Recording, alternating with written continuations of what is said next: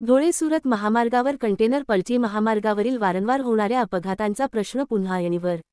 धुळे-सुरत राष्ट्रीय महामार्गावर कंटेनर पलटी झाल्याने चालक जखमी होऊन वाहतुकीस अडचण निर्माण झाली आहे.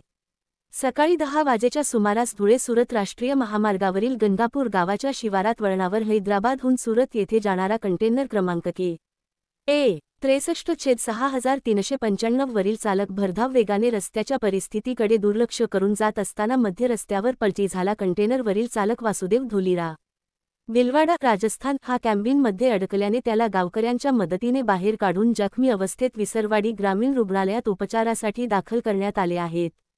तसेच कंटेनर हा मध्य रस्त्यावर पलटी झाल्याने महामार्गावर दुतर्फा वाहतुकीची कोंडी निर्माण झाली आहे.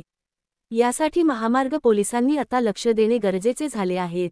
या महामार्गावर चौपदरीकरण रस्त्यावरचे काम ठिकठिकाणी अपूर्ण अवस्थेत असल्याने दररोज अपघाताला खुले निमंत्रण मिळत आहे. तरी पण महामार्ग प्राधिकरणचे अधिकारी दुर्लक्ष करत आहे. तर या महामार्गाचा वाली कोण असा प्रश्न जनतेला पडला.